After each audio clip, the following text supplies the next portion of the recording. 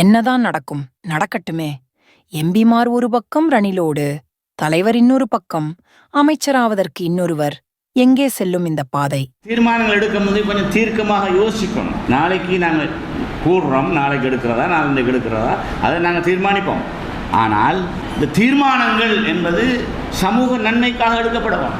சஜித் பிரேமதாசைக்கு அவருக்கு நாம் ஒரு முறை ஆதரவு கொடுத்துருக்கோம். அது இதே ரணில் விக்ரமசிங்கே நீங்கள் கேட்கப்படாம் இன்றோடு தான் அவரை கொண்டு என்ன கேட்டால் வந்து கேட்கலாம். ஆட்சியை வச்சிருந்த 2.5 வருஷம் 2.25 வருஷம் வச்சிருந்தோட்டு இந்த கடைசி நேரம் இந்த மைத்திரிபால சிறிசேனோட ஒரு லடாய் வந்து மஹிந்த ராஜபக்சேர் 52 நாள் ஆட்சியை கொண்டு போட்டான். அப்பா நாம் பட்ட பாடு நம்மளோட எம்பி மாரை பிடிச்சிக்கிறதுக்கு பாயத்தான் இப்போ மஹிந்த ஜனா இப்போ கொடுத்துட்டான். நான் மஹிந்தக்கு பின்னால் போய் நின்றுவோம் நின்றுக்கிட்டு பாப்பா இவங்க தான் இன்னும் கூட்டம் போடுறாங்களாப்பா. பட்ட பாடு தெரியும். நான் இந்த உம்ரா கூட்டி போற பட்ட பாடு அடை பாடா எல்லாரும் மக்கத்துக்கு போய் வேற வழியில் இங்க வச்சிருந்தா ஓடிவானு மக்கத்துக்கு ஒன்னே தான் பிடிச்சி பாடிப்போம் என்று பார்த்தா அதுக்கு ஓடி ஒழிகிறான். ஆனா எல்லாரும் வச்சுதான் இந்த கூத்து பண்ணிட்டு போற எல்லாத்தையும் பண்ணுங்க பாப்பா. கடைசியில நாம முடிவெடுக்கக்குள்ள வந்து காலடியில நிக்கணும். கட்சி இயக்கம்ன்றது பயப்படணும். எம்பிமார் எனக்கு நீங்க பயப்பட தேவையில்லை, இயக்கத்துக்கு பயப்படும், போராளிகளுக்கு பயப்படுங்க. இதுதான் முக்கியம். இந்த இயக்கம் பாதுகாக்கப்படணும். அதுக்குத்தான் நான் நாமல் ராஜபக்சேக்கு என்ற கௌரவத்தை செலுத்திக் கொள்ள விரும்புகிறேன். ஏன்னா தண்டை கட்சி போறன்னா போ. நேற்று மஹிந்த ராஜபக்சே கௌரஜேத் கமன் அப்படி அழு பரம்பராவத்தியாக நபி பக்ஷ கூட நகணுவான். அந்த அதுதான் தலைவர், முதுகெலும்புள்ள தலைவர். எங்களுக்கும் சில குறை எழுதி போன முறை எங்களுக்கு தேசிய பட்டியல் தரல, எழுத்துல உடன்படிக்கை இருந்தது. இதெல்லாம் நாங்கள் பேசுவோம். இந்த வேலை இனி நடக்கலாம். எழுத்துல நடந்து ஓடும்போது விஷயம் செய்யலாது. அதில் ரணிலுக்கு ஒரு கண்ணியம் இருக்கு. இப்படி எல்லாம் விஷயங்கள் இருக்குத்தான். எனவே நான் எதை சொல்ல போறேன்னு இங்கே சொல்ல வரல.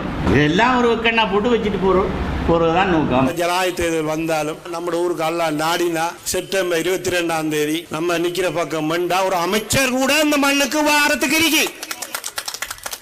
எங்க கொள்ள நாள் இல்ல, செப்டம்பர் 22 அமீர் எப்பது ஒன்றரை மாதமா இன்னொரு எலெக்ஷன் பார்லிமெண்ட் நடந்து அதுக்கு போற மினிஸ்டர் ஆக வேண்டிய அவசியம் இல்லை. எலெக்ஷன் எப்பது 22 ஜனாதிபதி வெண்டு 23ஆம் தேதி கேபினெட் அமைச்சு அதில் அமைச்சர் எல்லாம் கொடுக்க கூட இந்த ஊருக்கு ஒரு அமைச்சர் ஜனாதிபதிகளும் அமைதியா இருக்கிறதால அவரோட சுத்திரிப்பான ஒரு வியாபாரிகள் பெரிய கொழும்பு பிசினஸ் ஆக என்ன சேர காணல நிகழுக்கா என்ன பிரச்சனை இருக்கா சேருக்கு நூல் விட்டு பாக்குறேன் எப்படி நூல் விட்டு பாக்க சேரும் கேட்டாருன்னு சொன்னார்.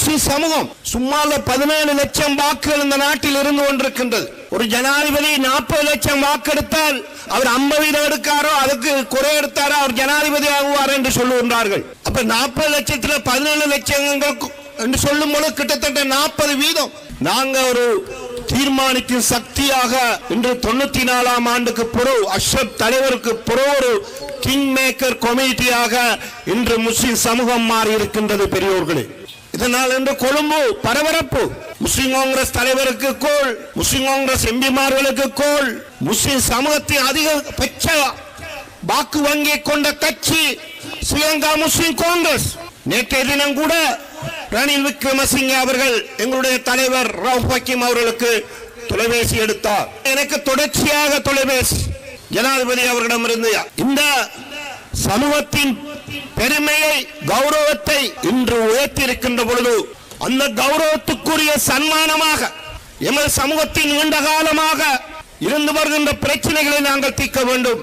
இன்று தமிழ் கட்சிகள் வடகிழக்கு இணைப்பு பற்றி சமஸ்டி தீர்வு பற்றி இந்தியாவுடைய அழுத்தத்தை கொடுத்து பேசுகின்ற பொழுது நாளை மோடி வந்து அழுத்தம் கொடுத்து வடகிழக்கு இணைக்க முற்படுகின்ற பொழுது நாங்கள் மீண்டும் அடிமைகளாக முடியாது. அதனால் தான் முஸ்லிம் சமூகமும் இனப்பிரச்சனை தீர்வில் எங்களுக்குரிய உரிமைகளை பற்றி எழுத வேண்டும். எங்களுடைய கிழக்கு மண்ணில் தீர்க்கப்படாத காணி உரிமை, நில உரிமை, நிர்வாக அலகுகள் சம்பந்தமான பிரச்சனைகளுக்கு நாங்கள் உறுதியான ஒப்பந்தங்களை செய்ய வேண்டும். கட்சி என்ன தீர்மானம் எடுக்கும் என்பதை நாங்க பார்க்கணும். ஆனால் ரணில் செஞ்ச உதவியை நாங்க பல கூட்டங்களில் சாயிராவில் பேசியிருக்கேன். எனக்கு 750 700 கிட்டத்தட்ட 1000 மில்லியன் அபிவிருத்தி தந்த இலங்கையில் இருக்கிற ஒரே ஒரு பார்லமெண்ட் உறுப்பினர் நான். இந்த ஜனாதிபதி தேர்தலில் எனது மறைந்த பெரும் தலைவர் அஷ்ரப் சென்ற பணிகளை இந்த கல்முனைக்கான நிரந்தர தீர்வு இந்த மண்ணுக்கான இந்த தொகுதி மக்களுக்கான அபிவிருத்தி, நாட்டு மக்களுக்கான உரிமை, முஸ்லிம் சமூகத்துக்கான உரிமைகளை ஜனாதிபதி வேட்பாளர்களிடம் எழுத்துருவில் கொடுத்து பேரம் பேசி தலைவர் அஷ்ரப் உருவாக்கிய அந்த அந்தஸ்தை இந்த முஸ்லிம் சமூகத்துக்கு பெற்றுக் கொடுக்கின்ற களமாக இன்றைய நாள் இந்த கடற்கரை பள்ளி மைதானம் மாற வேண்டும். அதற்கான போராட்டத்தில் இளைஞர்கள் உலமாக்களும் அணிதரல வேண்டும். வருகின்ற 22ஆம் தேதி இந்த மண்ணில் முழு அரசியல் அதிகாரத்துடனான அமைச்சருடன் இந்த மண்ணின் புகழ் இந்த நாடு கூறாக பரவ வேண்டும்.